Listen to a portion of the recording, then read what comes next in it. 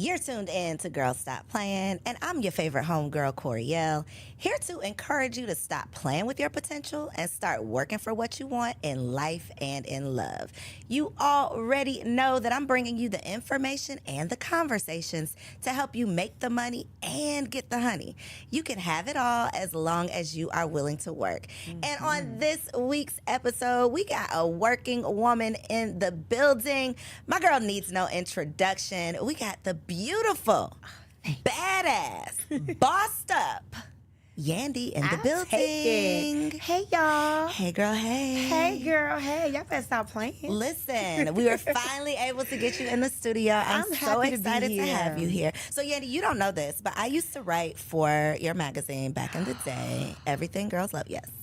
I was a writer way back when. So this is a full circle It is. moment. I'm excited to have you here. I'm glad to be here. And look at this. I Look know, at right? God. You didn't even know. So I wrote for EGL. We are connected in that way. I'm still very much connected. You had so many great people that were a part of the magazine, the team, the staff. I'm Yes. still very much connected to a lot of the people. So thank you for that opportunity because a lot of thank connections you. has come from that. Yes, even EGL was such an amazing start to kind of my foot in media. I had no Yeah. idea what I wanted to do with it, but I knew that I had something I wanted to say, and I also wanted to create a community of some women that had things to say. So I'm so happy to hear you were a part of it. Yes, I so loved dope. that. I love the mission, the platform. You recently had an event because you have relocated to Atlanta. So let's start there. When did you get to Atlanta? We came to Atlanta in 2020. Like, pandemic hit in March. June, my husband was like, we out. And the crazy thing is I came kicking and screaming. You didn't want to come. I didn't want to come. So New York, were you in New York still? Yes. New York to me is like you love it or you hate it. It's either I don't ever want to go there or I don't ever want to leave. Yes. What did you not? I feel, and I'm on the hated side. I feel like it's so hard. Really? It's such a hard life, in my opinion. I've never lived there, but when I go, You never lived no, there. y'all That's got why. the bodega thing, the walk into the train, the riding of the train. So that's the easy thing for me. I would love to be able to come out my house, walk down a couple feet, and be at the bodega. Girl, it's not a I couple have to feet. get It'd be in a blocks and car. blocks. No, for me, Oh, because for I you. grew up in Okay, Harlem. okay. Literally, I walked out my building. Probably 15 steps was the supermarket. One step above next to that was the bodega. Then we had the Kennedy Fried Chicken. If I want to go to my girlfriend's house, I can walk a couple blocks. So I love just the convenience of being able to touch everything and everyone without having to drive. It's so funny. Perception is everything, right? Because your perception of your experience, you're the one that lived this experience, right? Your perception is so easy. My perception of someone who grew up in cities that didn't rely on public transportation, that you couldn't necessarily just get out and walk, it's like, oh my God, that seems so hard. I could just go get in my car. I can just drive down the street. So I think it's so cool to hear like the different Girl, 30 perceptions. pounds later, I wish I walked more. That part. And the crazy thing is when I went back to New York, I was like, babe, let's just take the train. Let's take the train. He was like, what? I'm like, I just want to take the train. He was like, all right, cool, let's take the train. We missed the train. Yeah, We missed that's the the life train. that you know. So do you go back often? So here's the thing. I thought that I would be going back every weekend. I was like, let me get a place. I was like, let's just get a condo so that we can go back all the time. How about now I kick and scream not to have to go back. I only go back to New York if I'm paid to go there.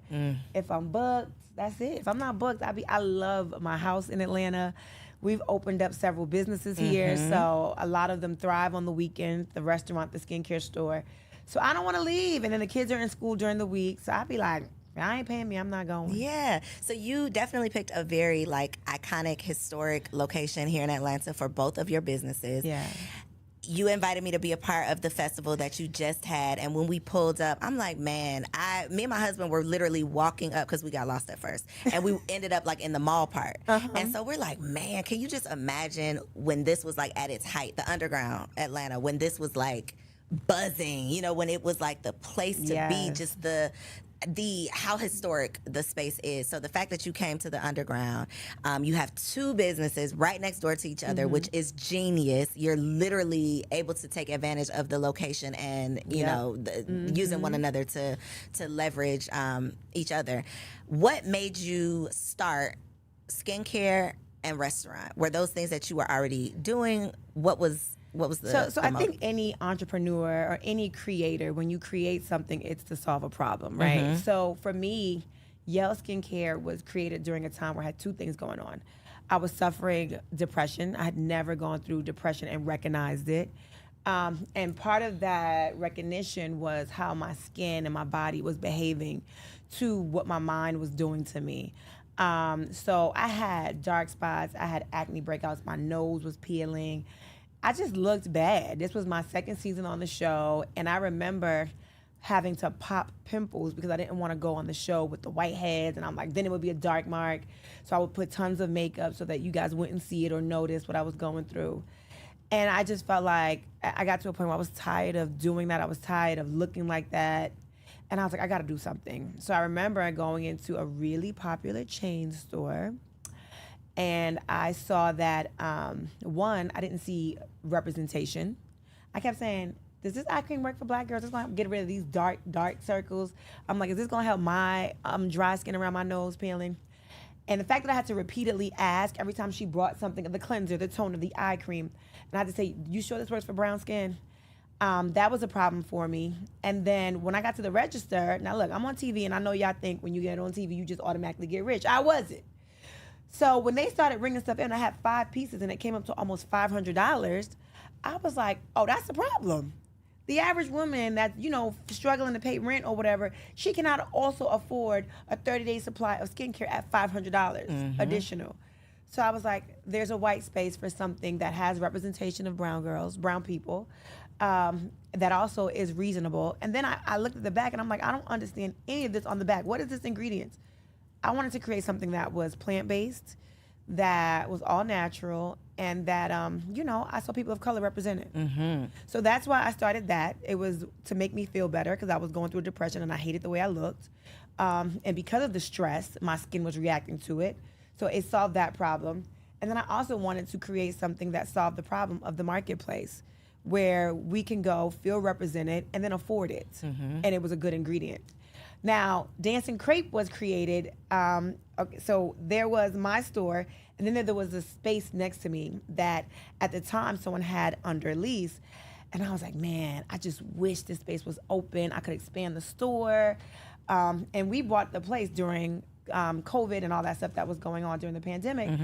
And I was like, man, I would love to have a place where people, once the world opens back up, where people can just convene and commune and get together. And I thought I would expand the skincare store. But like you said, this is a historic place. I didn't know that you can't break down walls. Nope.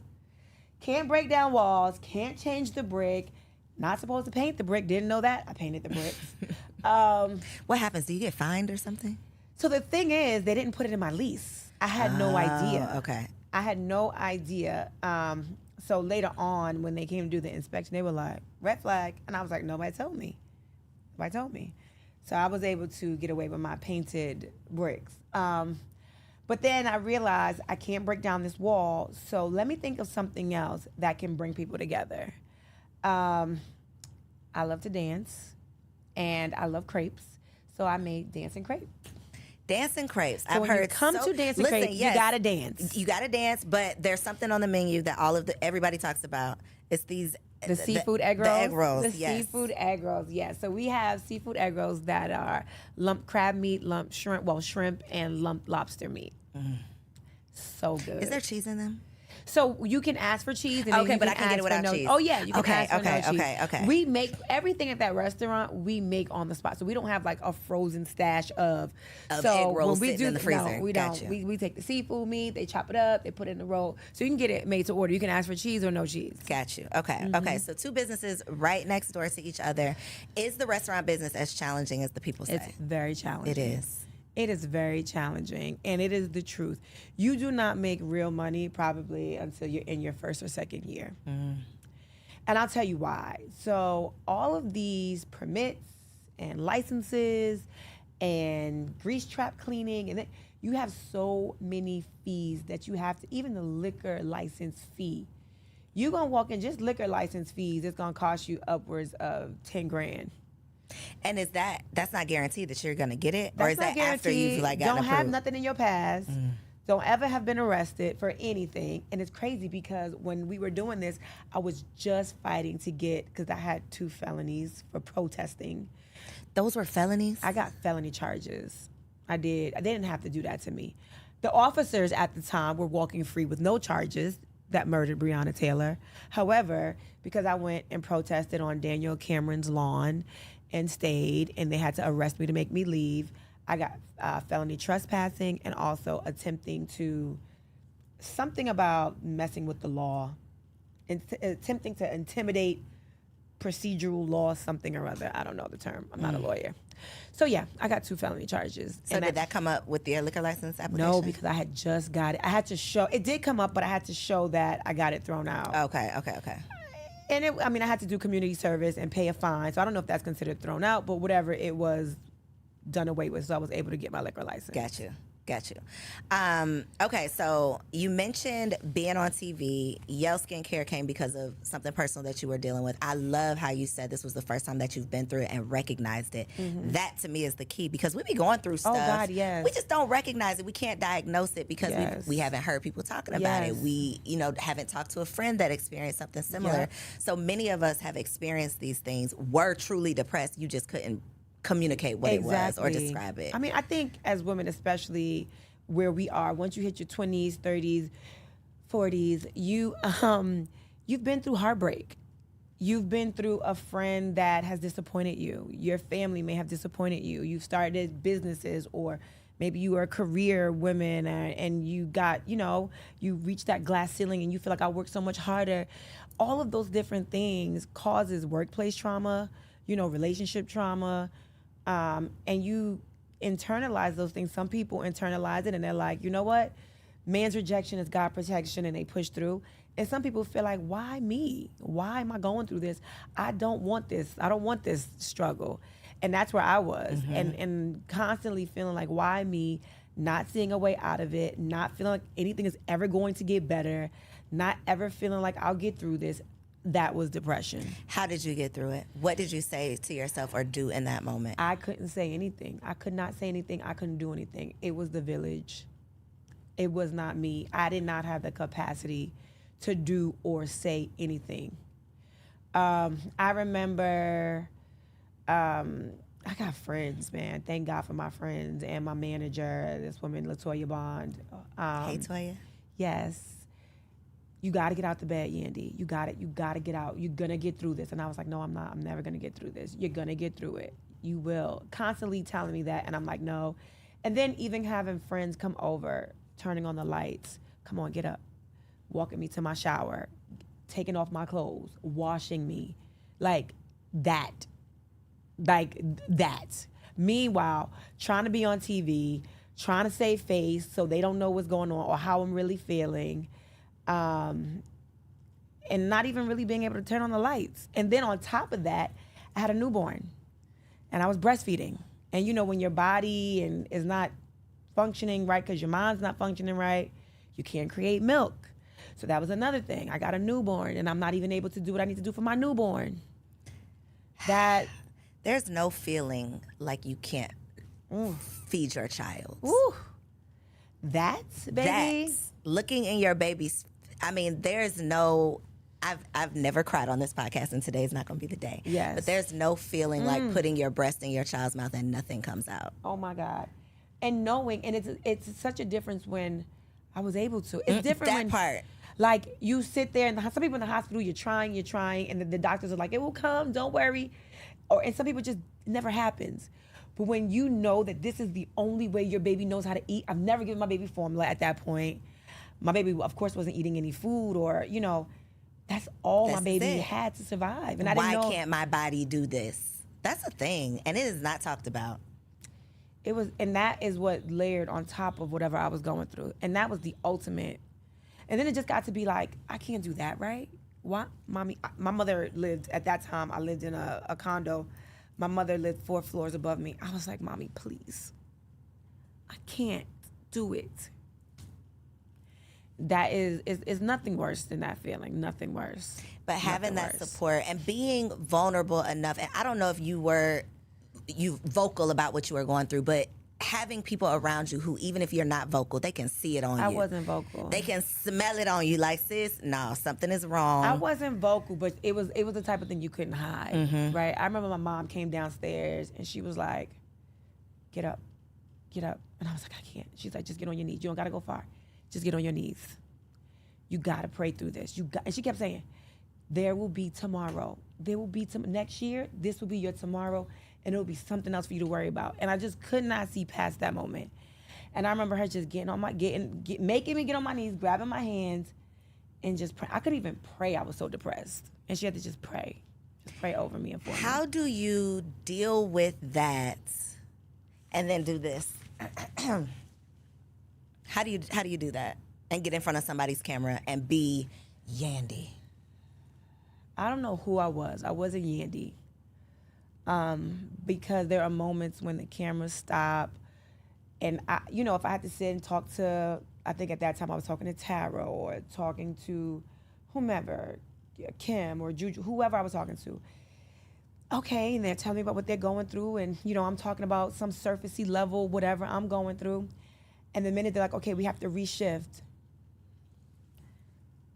I didn't want to talk. I didn't want to, and you could just see it just drain from me the minute the cameras went off. All right, okay, we're getting ready to go back in. Kind of pull it together. Okay. Yeah, and yesterday at that party, it was crazy. Oh my gosh, I can't believe such and such yelled or such and such threw that drink. Girl, oh my gosh, crazy. Cameras went down. And I would literally just walk off set. I didn't even say goodbyes. I take my mic off, get in the car, go home, take off my clothes, get my baby, and get in the bed. That's it. Almost as if like you were a shell of yourself. Yep. I just came to perform. And I think, I remember being young, having to go perform for school.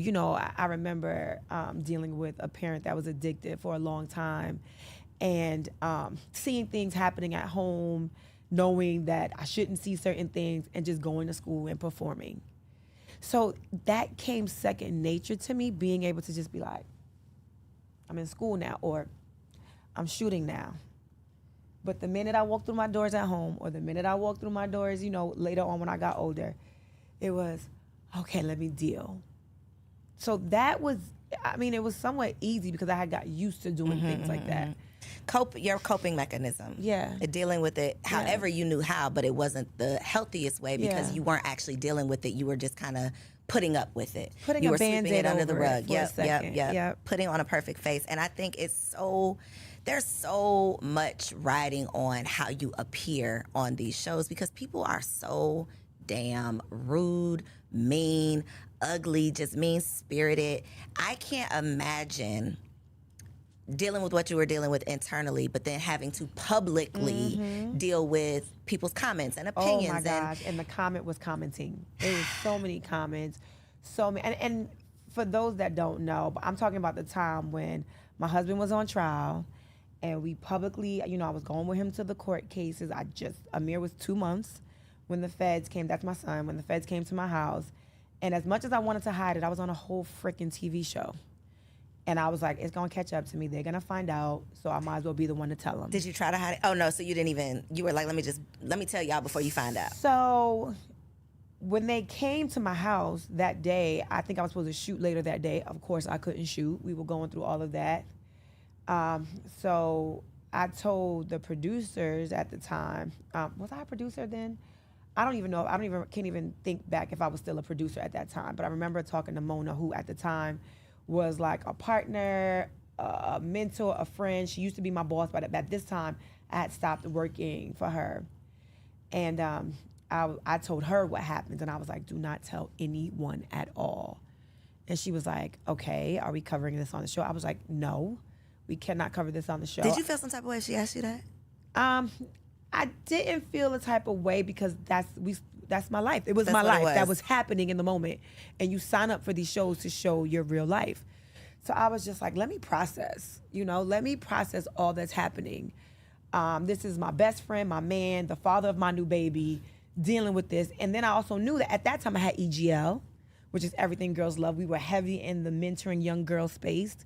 I had all these young women that were working for me or that looked up to me. And I was like, how do I put one foot in front of the other? And, I didn't know what the perception was going to be of me. When you are connected to someone that has to go through the justice system for any reason, there is a target. It's like the scarlet letters on you now too. So I didn't know what was going to happen. I didn't know, if the feds were going to look into, which they did. They looked into all my finances, the things that I owned. And I had no idea how things were going to play out. Even though I knew that I did everything by the book and I did everything right, I was at that time somewhat familiar with how this justice system works for people of color. And I didn't know, I was successful. I had been in the music business for a long time at that point, and I just didn't know how things were going to pan out for me. So I was like, no, you cannot follow this. Let me just process what I'm going through. So after about a month of me having to just figure this out, I was like, it ain't no way. Blogs were starting to like hint at things, and I was like, ain't nobody telling, because I started seeing all kind of crazy stuff. I was like, nobody gonna tell this story for me, and I know the truth. I'd rather just tell the story and let them see the other side. Like, they'll show these images of, people going to jail, and you see the guys with their hands, or women. You don't see the other side so often of what that does to the children. People that are left behind. What that does to the mother. What that does to that whomever, that community of people that raised you or fought for you. And sometimes, like in my husband's case, some of these charges are well after, that was something from 6.5 years ago before I even was with him. And I'm like, dag, why is this my fate now? We've built a life together. We built a family. I don't got nothing to do with that. Right. This is affecting my life. And I felt like I would do the world a disservice by not letting them see what my life is going to be like as a single mother.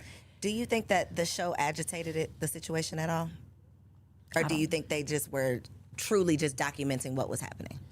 Documented, what do you mean? Do I feel like they agitated? Do you feel like they were, they made it more than it had to be? They showed it in a light that they didn't have to? No, not that situation, not at all. They showed my husband, they showed us driving to turn himself in. They showed him saying goodbye. I think little Mendecees was 6 or 7 at the time. That was literally the morning he was going to turn himself in. And at that time, he was turning himself in. We didn't know for how long. And this is before the bond hearing. This is before, we had no idea of anything. And the newspaper was saying he's facing 10 to 25 years. Based on nothing. Based off of what, the charges were. So we didn't know. We really just did not know. So even me, looking at him kiss this 7-year-old and then seeing him hug. And I remember Amir was crying. He was only, at this time, by the time my husband turned himself in, I think Amir might have been 4 months. I think it took 2 months before he actually turned himself in. Kissing Amir goodbye. And Amir was crying profusely, just crying. And I was just trying to hold it together because little Mendecees looking at me. I'm trying to be strong for my husband. And I was in shambles on the inside. And it was real. The show, like, they knew that he had to turn himself in, I think, like by 8 o'clock in the morning. So the camera guys and the producers got there at like 5. So they saw us getting up, getting dressed, me cooking breakfast. So this was like me literally cooking my last breakfast for my husband. At that time, he wasn't my husband, but for my boyfriend, right? Cooking my breakfast, seeing him kiss the babies. All of that was just like, it was just so much. That seems so traumatizing, Yandy. It was. To go through it, period. Yeah. To go through it on camera. To go through it, maybe have a little bit of closure, and then it comes out on TV.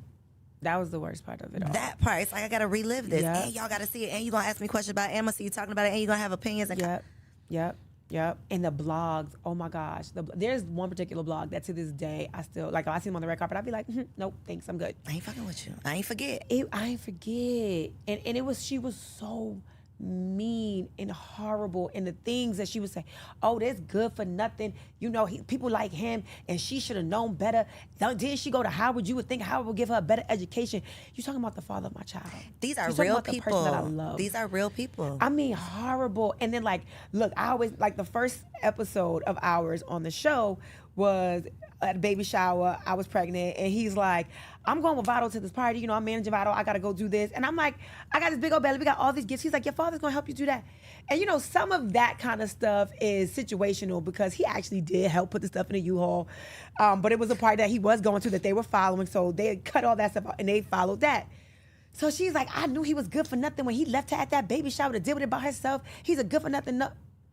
I was like, oh my gosh. So when I say did the show agitate it, that's what I meant. It's the show knows the whole story, but they want to show, oh, well, he left her and didn't. That's what I feel like. Is there a lot of that goes on?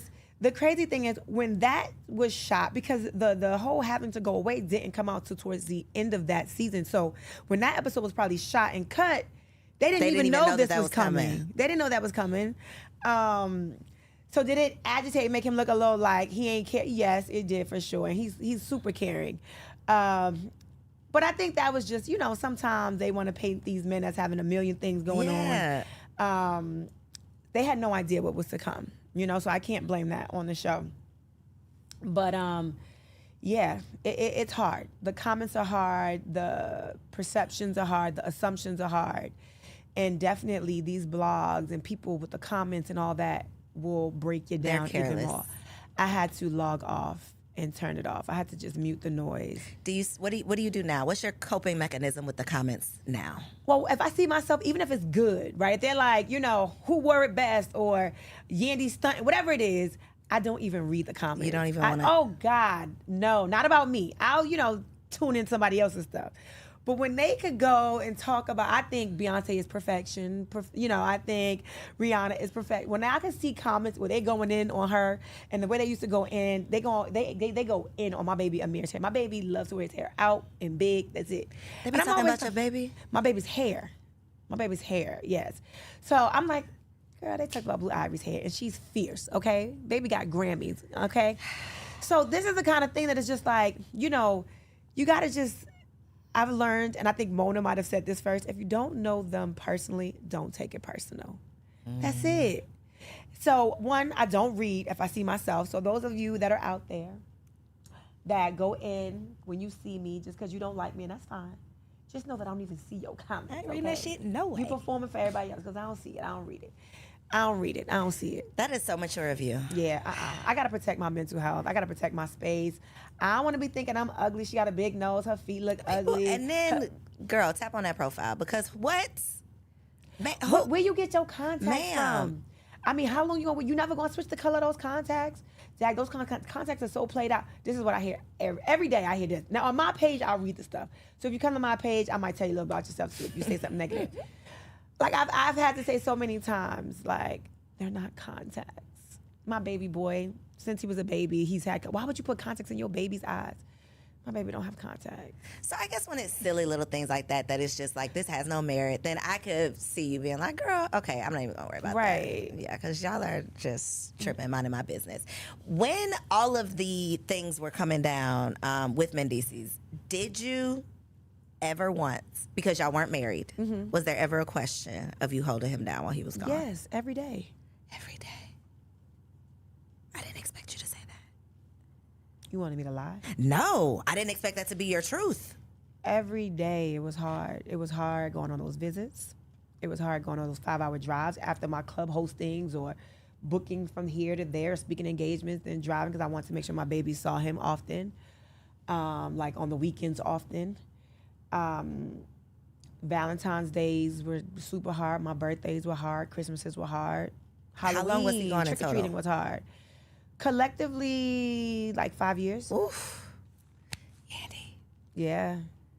Hard. And you out here in the free world having all of the opportunities. I saw his interview, Club Shay Shay. Oh, yes. Yes, Uncle Shay Shay. And he's like, yo, she out here living her best life, and I'm sitting up here locked up. My freedom is gone. And do believe he said that. Yo. At the time, in the moment. He's like, yo, what are you doing?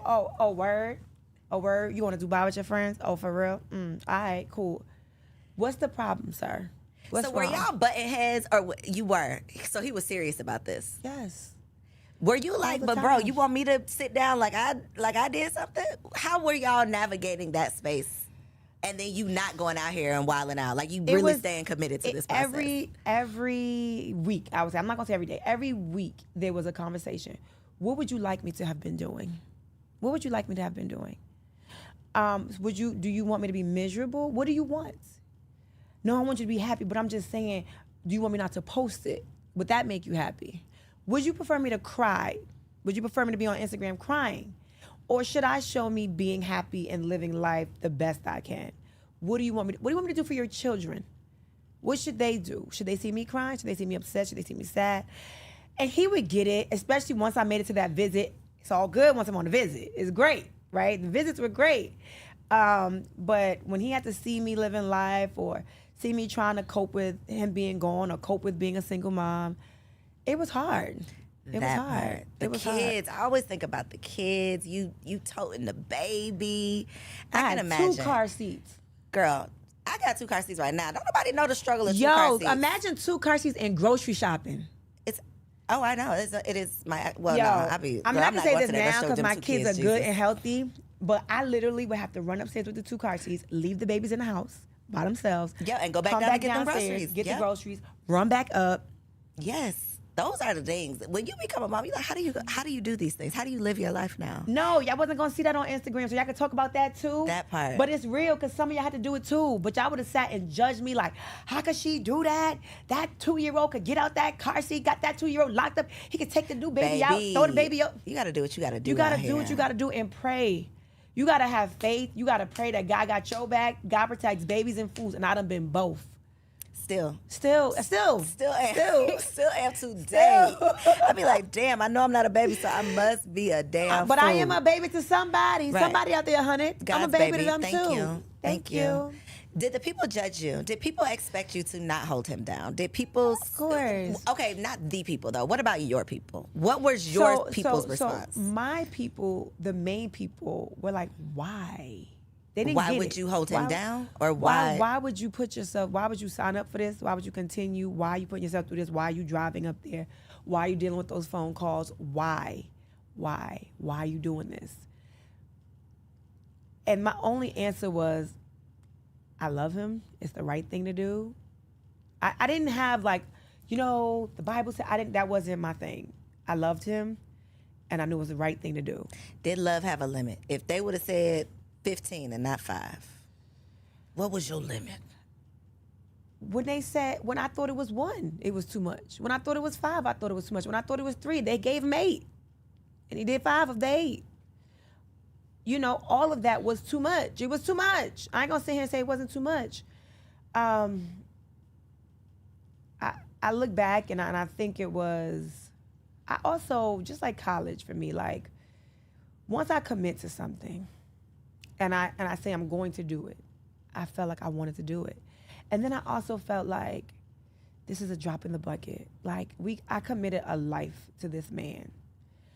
This is a drop in the bucket of the life we have together. God willing, we live to our old age. This is a drop in the bucket. And I would have to tell myself all the time, this moment in time will not be my forever.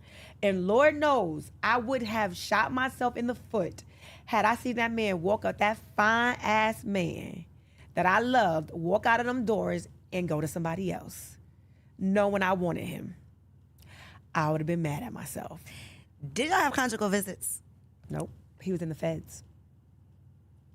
What the Yandy, I got so many other questions. I'm gonna have to ask you later because what?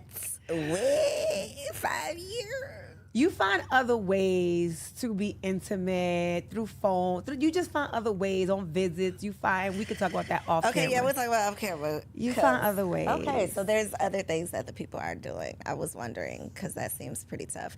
And people are just, I consider myself to be a pretty private person, and I can just imagine, like, we judge ourselves. Yeah. Our people around us judge us, but to be judged publicly on a platform, on television, I can just imagine what it does, to your self-esteem. Yep. What would you say is the hardest part of living this life? Is it doing it under a microscope? I would say having to perform, although I told you before it came easy to put on a face when I was going through things, but my natural, I don't like to do my hair. I never do my nails. I rarely get my feet done. Thank God I have the man that I have, because he is like, baby, I love you natural. You ain't got to do none of that. Just make sure you shower every day, twice a day. I'm good. But he doesn't, makeup is not his thing. He loves my hair when it's in an afro. He don't care about my feet being, polished and all that stuff. Thank God, because that is the real me. If I could wear a t-shirt and sweatpants every day, I would. Yandy, you be so fly. I don't believe that. I'm telling you. You're forcing the fly? I am forcing the fly. It is not easy for me. Well, you look good doing it. Thank you. It's not easy for me, though. Like, it's so not easy. Like, I be having to, figure out, it's hard to figure out this and to match this and to this, that. So my hairstylist, Bryant, who's also my best friend, he is also my pseudo stylist, because he be like, all right, Yandy, wear this with this. But he's a fashionista. So he be like, put this together. And thank God, he pretty much lives with me. So he just pulled the outfit out for me. That's what you're wearing today. I'd be like, come thanks. on, blessing. That's a blessing right there. He'll be like, do you have to do all of that for yourself for the show, or does the show do that for you? No. You're doing all of that on You're doing all that. All that. They'll send a makeup artist to you. That's it. They're not doing your hair. They ain't getting you no clothes, no wardrobe. None of that. None of it. And then I work for real, right? So I be at my store working. I can't do all this. I be at the restaurant running back and forth. So I got on my Uggs, or I got on some Crocs or something. I can't have no heels. Serving tables, walking back and forth. Sometimes I'm flipping chicken in the kitchen, making crepes. Sometimes I'm the DJ. Karaoke night, I'm the singer. Really working. I'm the host. I be working. So, yeah, I don't have time for the hair and the makeup and the nails and the this and the that. But you're still doing the show. I am still on the show. Still on the show. Mm-hmm. Can we go back to first season real quick? Yeah, 14 years later, I'm still on the show. So first season, I was a producer. I wasn't on camera first season. How did it all come together? Let's go back even before season one. So we go way back. Way back. So we go way back. What happened was I met the VP of reality TV. His name was Jim Ackerman. And at the time, my client, Jim Jones, was on this show called The White Rapper Show. And backstage, while he was doing his thing in front of stage, I was backstage, doing what I do, networking, trying to get things for my client. And so I'm talking to Jim, and I'm like, Jim, I got this client. He's crazy. And I was like, his family, them together, they even crazier. I was like, if you want to see something good on reality TV, put his family on the camera. So he's like, okay, get me some footage, make me a sizzle reel. Had no idea what any of that was. So I went. It was one weekend. We were going away, and then I had Mama Jones and Christy get on camera, and I had my friend Yolanda Gerald, who I love to death, put together this footage for me. She was, at the time, VP of video at Atlantic Records. I had an office at Atlantic Records. And she put together this sizzle reel that was awesome. It was awesome. And we named it Keeping Up with the Joneses. And I was like, this is fly. I love it. We are going to get this show. Took that up, got the deal. I got a development deal for Keeping Up with the Joneses. So it was great. We're shooting the show. Everything is going. They seeing how crazy my client is and all the crazy stuff he's into. Us running out of clubs, us doing all kind of crazy stuff. It was great. And then life started lifing. We had an artist that we loved dearly. His name was Stack Bundles. He got murdered. Then another one of Jim's artists, Max B, got sentenced to some crazy amount of time, like 60 to 70 years or something. And reality TV, of course, they want to capture that. So they're like, okay, we're going to capture you going to Stack Bundles' funeral. We're going to capture you, following Max B, going to his first court date. And Jim was like, no, this was real heavy emotional stuff for him. And for me, as the producer, and I'm like, Jim, this is what they need. Like, we're shooting this show. So we were constantly like this. And he's like, you need to get these cameras out my face. And I'm like, this is what we signed up for. To the point where he started literally pushing the cameras out his face. And they were like, okay, maybe we do not need to shoot Jim anymore. It was too intrusive for him, he felt. So then I remember one day going, at the time, Mona and I were very close, and I no longer worked for her at that time, but I was like, Mona, I'm gonna lose this deal. And I need help. I don't wanna lose my deal. And I think she was pitching a show about women and hip hop with another network. And we were like, we sat at dinner and we're like, okay, maybe if there's a way that we can combine, the deal that I have, we combine your idea, and I can have Jim and his family kind of be like, not the all family. Maybe we have an ensemble cast. And that was the birth of Love and Hip Hop. That was the birth of it. So first season, I was behind the scenes, working in the story rooms and all that kind of stuff. Then I left to go on tour with Missy. But by the time I came back, we were ending the first season. And, Mona did a great job producing that first season because I was gone for most of it while I was on tour with Missy. And that was the birth of Love and Hip Hop. Random question: is Missy the you and Mona connection? Because Mona was Missy's manager, right? Yep. Okay. I was trying to piece it together. I was Mona's intern when I Got got out of you. college. Okay. So I worked with Missy. Out of I Howard. worked with out of Howard. I worked with Missy. I worked with Busta. Worked with 50. Worked with anybody that was on Violators roster. Tweet, Noriega Capone, Prodigy, Mobb Deep. Girl, so started as an intern. Yeah. Wow.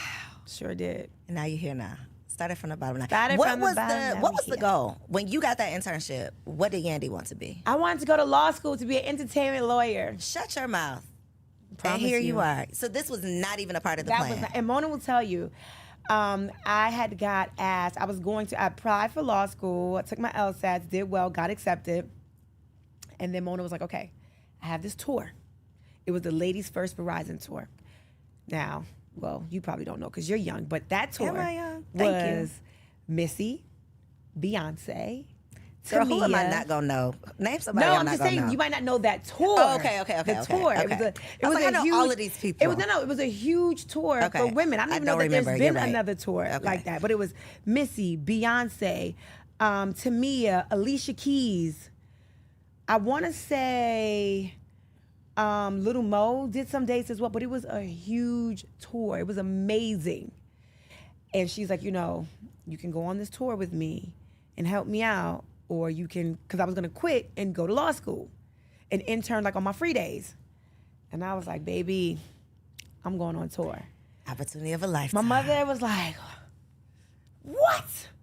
What do you mean? And I was like, I think I said, instead of going to law school or grad school, I think this is my grad school over here. And I wasn't even really getting paid. I was getting paid $100 a week. Shut up. $100 a week, okay? $100 a week, and I was touring the world. I was getting $100 a week. I think by the time I went on tour, I got per diem and then maybe $200 a week. But so those of you out there that want to know, do we grind? I was grinding. I ain't get here easy. So what was your first paid? Because that was like play. Where did it go from intern? From intern, I became like a junior. I became Mona's assistant. Okay. And I got a paycheck as her assistant. And then when I went on tour, that next time I went on tour, I was getting a percentage of the percentage. Got you. But that was good for me. Got you. I was a cut happy. of the cut of the cut. Okay. A cut of the cut of the cut. So this Yandy, naming lights, was not part of the vision. Was wife and mother always a part of the vision? Wife, yes. Mother was somewhere long down the line when I'm 40. Got you. So that I was was like not in a rush to be- one day, but not a today. A one day, but not a today. Not even a wife. One day, not today.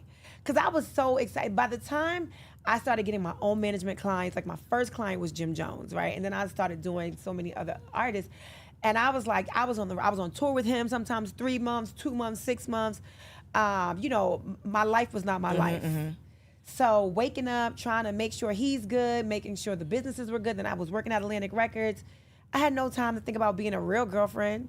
So I had a boyfriend, I had Mendecees, I had just several. A little different- roster. I had, You had the I had a couple roster. different things happening at that time. But one thing I was not doing was I was not fraternizing with anybody I've ever worked with. When I started first season, people was like, yeah, I know you and Chrissy got it going on because you mess with Jim.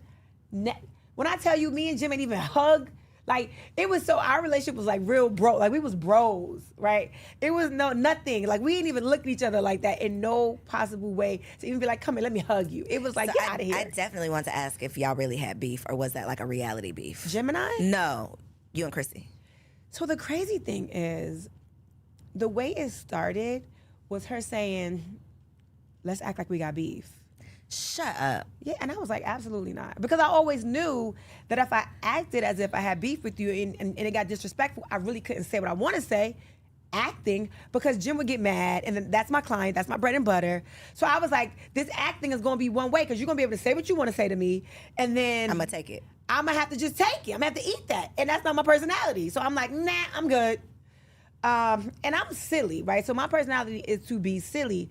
So I think when the opportunity came for like little things, like, here's a mother-in-law book, like get along with your mom. I didn't think that was bad. I'm like, here, I want you and Mama Jones was my girl. So I was like, I want y'all to be good. And then when the song came on that Mama Jones made, I was like, I thought that was funny. I'm thinking she gonna laugh because we was laughing all the time. She did not laugh. She ain't laugh. She ain't find it So that funny. was real beef. Okay. It But became the crazy real beef. thing is that was the same day she said to me, let's act like we got beef. So it kind of, I don't think it would have been beef if I wasn't like, I'm not doing that. I thought it looked like an avenue for her to act like she was mad at something. Because we used to play all the time and snap on each other, be silly with each other, just not on TV. Right. So I was like, girl, my whole attitude was, I was like, girl, you're not really serious. You really mad? You mad? And then when the cameras would go down, I'm like, you acting or you mad? What you doing? And was she mad? It was like, let me just keep this up because I already said I'm not doing it for real. So it was like, let me act like I'm mad. And then it turned into a real thing. Like, Now we really beefing. you mad. Interesting. It got interesting. This is my last reality TV question, because I feel like we always see what we see, but then we always hear like the residual effects of real life that reality TV has. Have you experienced any real life, I guess, challenges as a direct effect of you being on reality TV? Like your real relationships? I would say yes and no. And the reason why I say yes is because I think real relationships, you cannot break those with money. You can't break those with, I made a mistake and I said that. You can't break those with slip-ups. Like, you work through it in real relationships. I'm going to work through, I have friends that I've had since elementary school, the majority. Like, I don't lose friends. In TV, I lost somebody that was dear to me because it was TV time. And I thought it was real, but when you don't perform the same way, like I'm not able to, get you these deals, or I'm not able to get you back on the show because, they're no longer interested, or I'm not able to, like, when I wasn't able to perform in a way that suited our friendship, then I was no longer needed. And my heart was broken. I couldn't believe. So then it was again, well, let me act like I got beef with you. And I'm like, I don't want to do this with you. I love you. I don't want to have beef with you because this beef, you know how they say the thin line between love and hate? That was that for me. Like, I really love you. Like, I love your children. I love your husband. I love you. So if we beef, I'm going to hate you because I love you. So that broke my heart. That broke my heart. And I realized, as I matured, and I'm like, that wasn't a friendship. It was one-sided. It was one-sided. So this whole conversation of adult friendships has just come up. And that what you just said is what I feel like is on the backside of any friend breakup. It's like, well, you start doing the math and you start thinking back, rolling down memory lane, and then you like, wait, I were was doing we this? really friends? I was also doing this. I was also making sure this happened. I was also making sure this didn't happen. And then I look back like, wait a minute. I never got protected in this. No one ever came to my rescue when this was happening. I was never, made sure that the secrets were kept secret. It was like everything was fair game when it came to me for the sake of TV, for the sake of, let me make sure my spot is secure. And when that spot wasn't secure, it was like, now I'm going to come for you because that's going to get my spot back. If I act like I don't like you, now I'm back on TV. Or now so it was like, yo, you really took it that far? And that's when I realized, like, we really not friends. All this time I was loving you. I'm a damn fool. I've had plenty of those moments that I was loving you. You was busy. That. It was that. And that is as painful. Well, I don't want to say as painful because people deal with things differently, but that can be as painful as a romantic relationship. Yeah. And sometimes more painful depending on, the history, it was how much of my painful. business you It know, was painful. the things we've been through together, all of those things. Yep. It's tough. It was. Another thing that's really tough that I can relate so much to you with, we did the sesh. Shout out to Pinky. Hey, Shout girl. out to Pinky. One of the things that came up in the conversation was like mom guilt, was running around town, doing all of the things, going after our goals, being these superheroes, and struggling to not beat ourselves down for the way that we mother. Yeah. How has your experience been managing? Because I think balance is like bullshit. I don't really think that exists. sure. But managing all of the things, Yeah. having to show up and be the Yandy that so many people need, but then also finding time to be the mom that your children need. Yeah. I had to just relinquish the thoughts and fight my brain on the whole mommy guilt idea. Balancing is a lie. It's a myth. It doesn't exist. Prioritizing exists.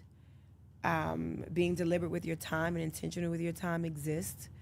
And that's what I had to do. I had to just really be intentional with the conversations I have with my children. Listen, I gotta go away. But I'm going away to do this, that, and the third, because you wanna go to that camp, right?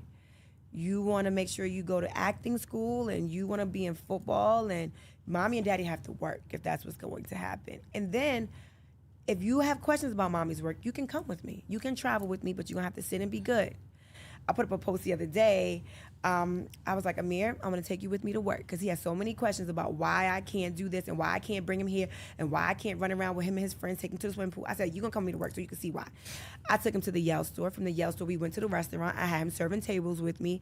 From there, I had a speaking engagement, had to get in hair and makeup. I went, shout out to E.T. Thomas. I went to the hip hop preacher. He had me booked, and Amir came with me there. And then from there, we had to go back to the restaurant because it was packed.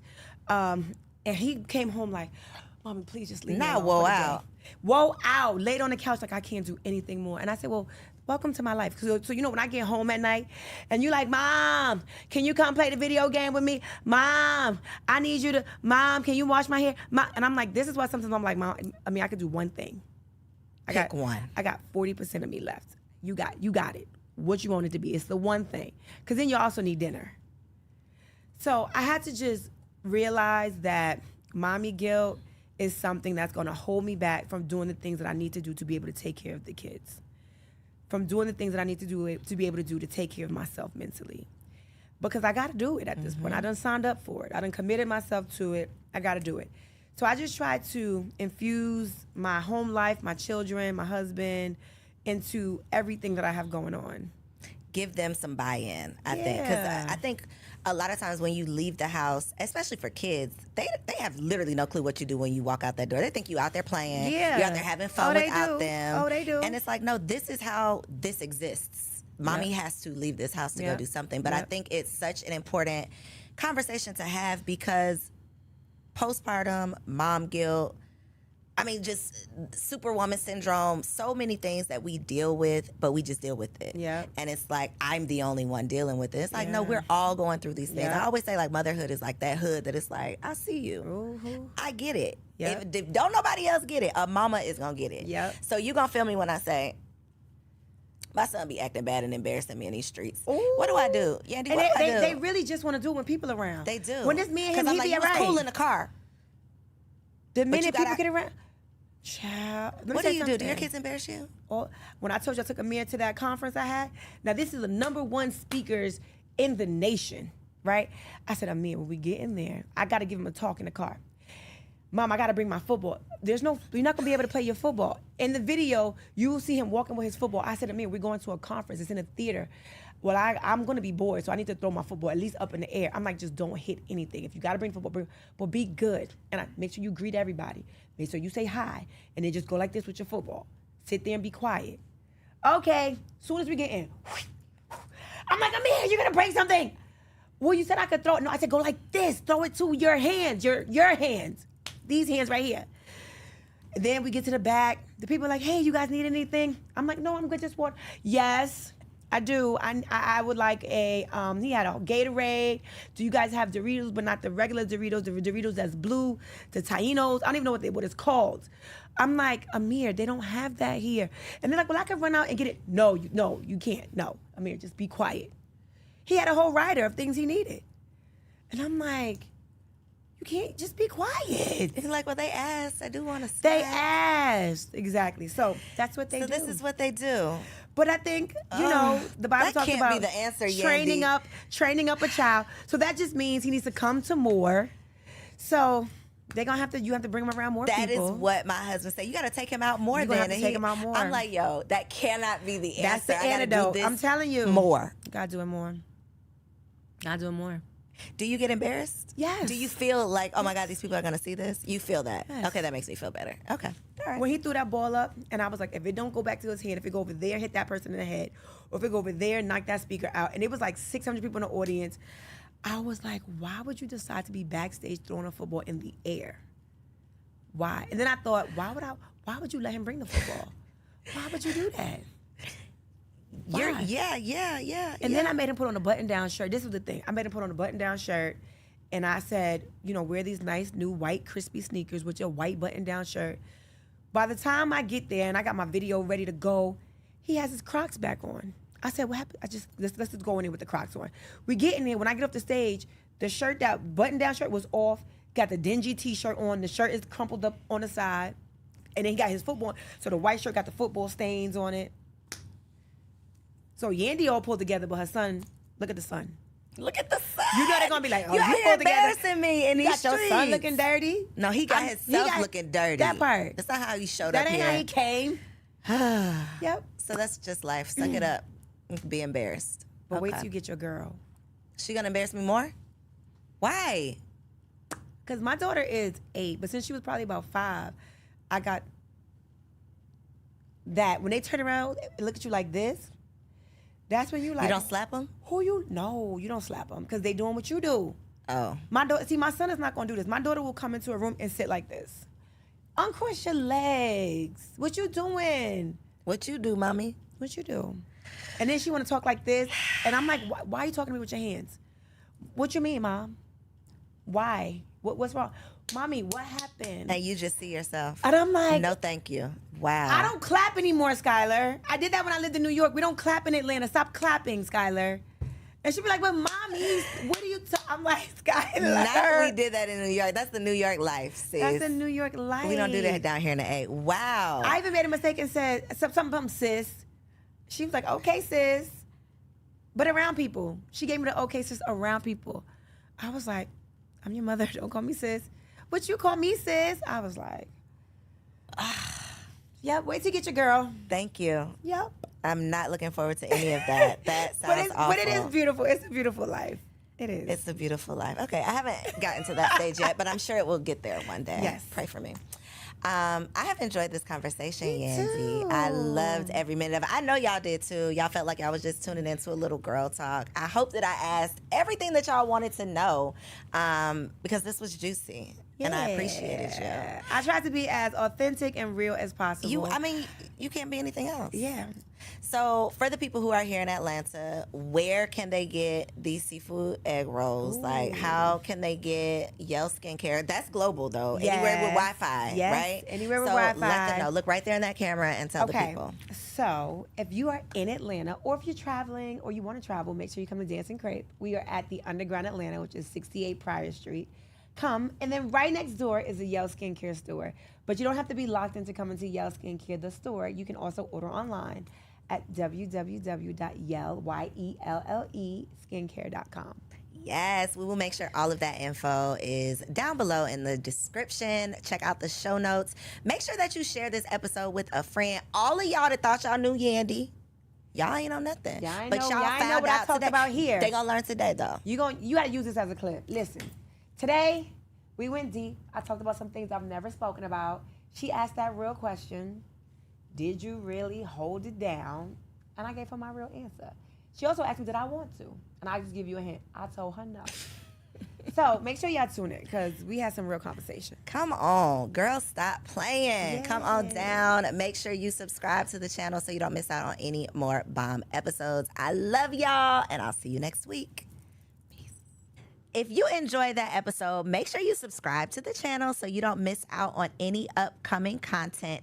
And take it a step further and go ahead and join our private community over on Patreon because it comes with some pretty bomb perks, including early and discounted access to our upcoming events, behind the scene exclusives with some of your favorite guests, the opportunity to call in on an upcoming show, the chance to vote on topics and guests for brand new shows, and I'm even giving you unlimited access to my vault of business classes where I'm teaching you everything from Airbnb to developing digital products and everything in between.